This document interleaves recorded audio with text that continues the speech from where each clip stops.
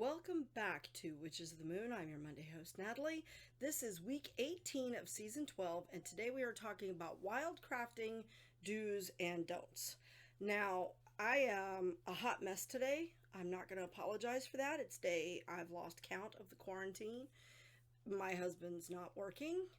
I'm dealing with the 7 dogs on my own, and I have had a migraine for 4 days now. So I'm just going to plug through this video, and what you're going to get is what you're going to get. Thank you very much for your patience and your understanding. So wildcrafting, let me first define for people who may not be familiar with the term what wildcrafting is. Wildcrafting is when you are going out within your community or within a local area or an area you happen to be in. It may not be your local area, but it's local to the people who live there. And you are pulling resources from the wild. Okay, you're gathering wild herbs and wild plants and wild, barks and things like that. And there are some very important do's and don'ts for wildcrafting.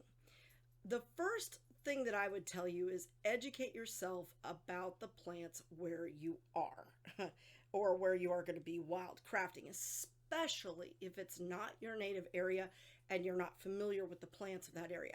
I would, in that case, recommend finding a guide, someone from the local ag extension who has the time to go out with you, someone who is familiar with the area that does wildcrafting. There's wildcrafting groups on Facebook and other resources like that. So find someone who's knowledgeable to help you in your wildcrafting.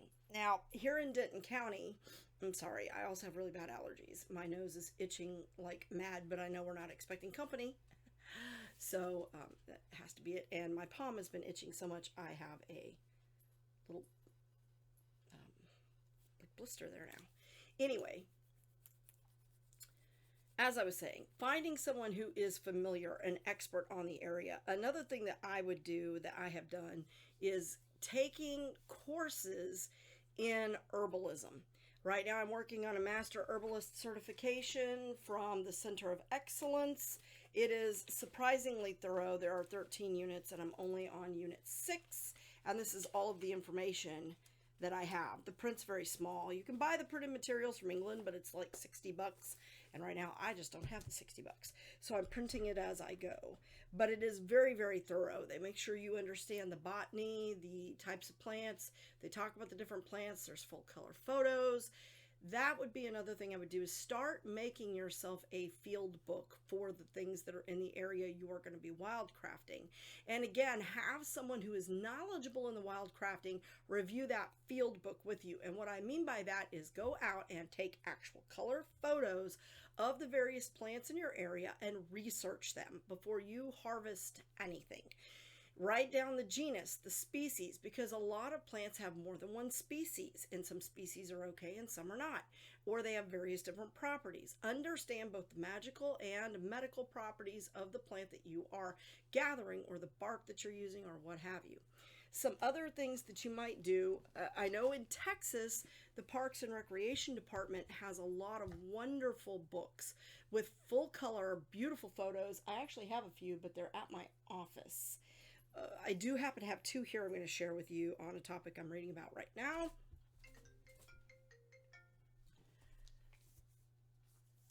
And it's sorry, that was a scam likely call. I didn't bring my phone in here with me. I probably should have. In any case, a couple of books, but the Texas Department of Parks and Recreation has a lot of full color books that have every plant you can find in Texas. And it talks about a lot of the properties that they have, whether they be medicinal. They don't talk about the magical properties, obviously, but they do talk about the medicinal properties, which actually give you a lot of information about the magical properties of a plant as well, because you're working on those energies that that plant is associated with. So they have like full color photos of all the wildflowers, of all the various plants, of the various trees, and sometimes you can buy books on specific things. So say you're wanting to go out and wildcraft tree bark or tree branches for wands, right? So you want to know something about the local trees. You don't just want to go grab a branch off a tree. And anytime you're wildcrafting, I will say that you want to offer something back to the plant, the land, the guardians of that specific land area. I do believe very much that there are spirits and sprites, fairies, whatever you want to call them, nymphs that imbue themselves within that environment, and you want to pay your proper respects to that. So whenever you're wildcrafting, keep in mind that you don't want to harvest more than 20% of a plant, especially like blooms and things like that. Do not harvest more than 20%. You need to leave enough on the plant for the plant to reproduce next year, or you won't have anything. And this actually acts as a form of pruning, which is actually helpful to most of the plants.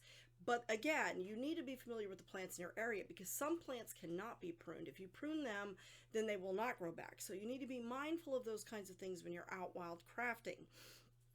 You also need to be very knowledgeable. Like I said, make yourself a field guide with full color photos. Go out and get a photo, write down the genus, write down the species, write down the characteristics of the plant, both medical, magical, and just in general, because there are a lot of poisonous plants out there, and you don't want to accidentally touch something or ingest something. And different plants have different levels of toxicity. Some of them can get into your skin. So before you go out, touch anything, get pictures, good up close, full color, quality pictures, and start making yourself a local field guide for your wildcrafting. These are things you may even want to put into your book of shadows or your grimoire, whichever your terminology is, to help whoever may get your book following you that's in the same area or a different area but is familiar with some of the same plants. So then again, I would have somebody at your local ag extension review the information. They may be able to provide you additional information or make corrections to things that you thought you had right. Now, I'm going to show you a couple of the books that I've got just for an example. This is Edible and Useful Plants of the Southwest. I got this from the Texas Department of Parks and Recreation. This covers Texas, New Mexico, and Arizona. And in this case, they don't have full color photos. My other books do have full color photos, but they give very good descriptions, and they tell whether the plant is toxic or safe. So it will show you pictures. It gives a good description. If you read this, it'll tell you the colors. This kind of information is very, very, very good. And we paid $22 for this book. Here's the receipt. I'm using it as a book, clearly. But persimmons and things like that. Now, it does have warnings. So, you know, things that I honestly thought were not edible, that I'd always been told were not edible, come to find out they are edible. And this can actually be useful in a survival mode kind of thing. Not that I plan on being out surviving. This is another book that Harold got me. And I have another one called All the Rain, Promises, and More, which is really good as well. It's a little thicker. It's got a weird looking guy on the cover. I like this one for the simple fact that, number one, I found out that most of the mushrooms that grow in Texas are edible. Not all of them, so don't go out and just start grabbing. But most of them are like the cap mushroom here. Now, there are some that look very, very similar, so you have to be very careful. What's nice about this book is it shows you the different colorations of the gills and when it's safe and when it's not safe, because some are safe at certain points in their life and cycle and others are not. And what's really cool about this book is that he's got a checklist here, as well as a gill color guide on the bottom of each specific type. And if you can check off every single box on that list, then it is safe. They guarantee it. So I think that's pretty cool. This was a really neat book. They actually offered a class, and you might check your local cities. Denton is offering classes on mushrooming and other classes on wildcrafting, which seems to be an up-and-coming thing as people are starting to try to move away from commercial medicines. A lot of people are starting to move back into using more natural methods. Not that I'm recommending that if you have a serious health condition or even a minor health condition, you don't get checked out by a licensed physician, but there are a lot of benefits, and you can take care of a lot of small minor things, or an ounce of prevention is worth a pound of cure with a lot of what's there. Now, I know elderberry is very popular right now, but there are times when elderberry and certain herbs are not good for you. They're what we call contraindicated in the medical field. So you would want to really, really check. If you're on any kind of medication, do not be ingesting any kind of herb without checking with your doctor, or more appropriately with your pharmacist, because the pharmacist is the one who knows the interactions of the drugs better than most doctors do, to be honest with you. So whenever I have a question about how something's going to interact with the medication, I will always go to the pharmacist and ask them. A lot of times they're happy just to give you that information as a consultation. You just pop up at the pharmacy. Sorry, Pinto's over here sneezing. I think he's having allergies too. What's the matter, Pinto Bean? I don't know. Anyway, so those are some do's. Make sure you know your plants thoroughly. Have a building field guide, working field guide that you are making for yourself, that you are having double checked by someone who either has knowledge in the wildcrafting in your area or is part of the ag extension, things like that. If you don't know what your ag extension is, it is your local agricultural extension. Every county in Texas I know has one. I'm not sure how it works in other states, but I would check with my local government office and ask if you have an agricultural extension. If not, see if there's a local person that's well known that can double check what you're finding and make sure that what you've got is safe to use, or how it might be used, or whether it's just a pretty plant to look at. Same thing with some of the barks. Some barks from trees are good to have, some are not. And the thing about that is you also have to be careful about what is living on that tree, because remember that a lot of organisms have symbiotic relationships, meaning that they are dependent on another species. So you might actually end up getting a species of plant that you're not intending to get because you see the plant you do want, but this other plant or organism has attached itself. That is particularly true with tree barks. Things love to grow on trees, including certain mushrooms. And the rule of thumb, although again, don't take me as an expert, I would always double check before you ingest anything. But I have been told by a lot of mushrooming people that if it's growing on a tree, it's usually edible. So double check that. Don't take my word. I'm not an expert by any means. I'm still learning all of this myself. But I am very, very avidly studying my local area, because you have a lot of resources that you're probably not even aware of, and that could be your local store, right? You don't really have to go buy a lot of things. A lot of times you can use what's in your area to treat a lot of the common ailments. For example, there are a lot of plants that are good for, if you get poison ivy, there may be another plant that is known to counteract that if you can use it as a poultice.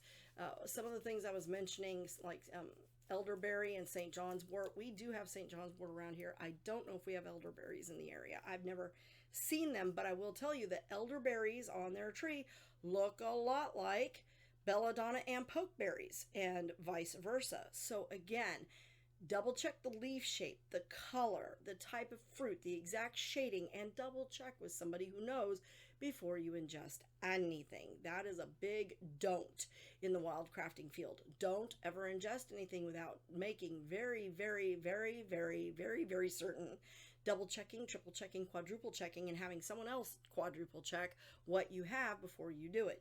Now, you can obviously choose to grow your own plants. It's not quite the same as wildcrafting, but you can often harvest local plants that you know for sure are the plant you're looking for and grow them in your yard. Chickweed, for example, is something that is considered a pest but grows rapidly in this area, takes over everything, but it's actually highly valuable medicinally.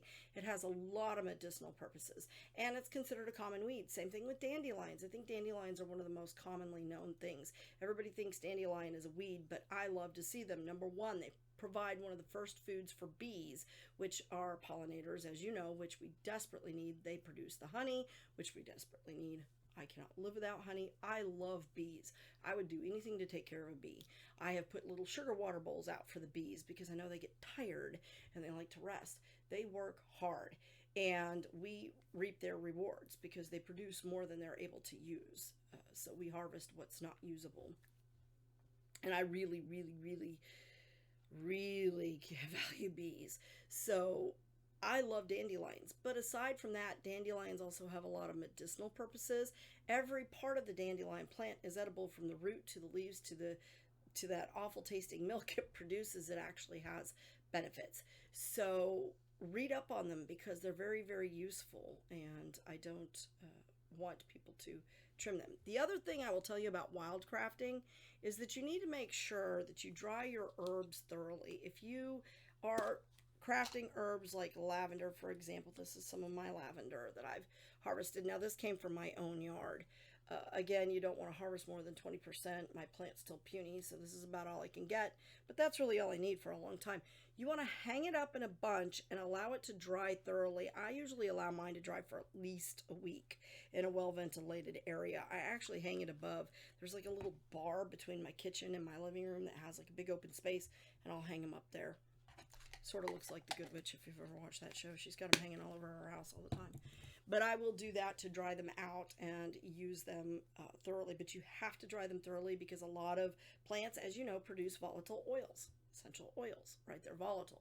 So if you have a bunch of the herb kind of bunched up together and there's no airflow, it can actually start a fire. It has happened. So be cautious. So the number one rule to wildcrafting is be overly cautious. Number two, don't ingest anything you are not 100% and have not quadruple checked or had someone else quadruple check, or both, preferably, without knowing what you're ingesting or being very, very certain of what you're ingesting, because a lot of plants that are toxic look like plants that are not toxic. So make sure you have double, triple, and quadruple check that, and had it quadruple checked by someone else who has knowledge of the local area. I don't know what's going on with the alarm bell here. Say hi, Pinto. Hi, Pinto. This is Pinto Bean, my little mini wiener. Anyway, as I was saying, the other don't is that you don't want to give something to someone else that is not healthy.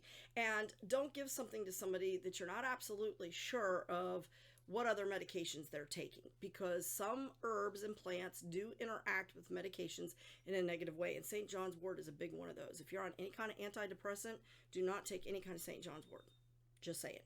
So the do's are: know your area, build yourself a field guide, and make very, very certain of what you're using, and familiarize yourself with what's in your local area. Find additional resources to double check yourself, and have fun. Thanks so much for watching, and have a wonderful day. Blessed be.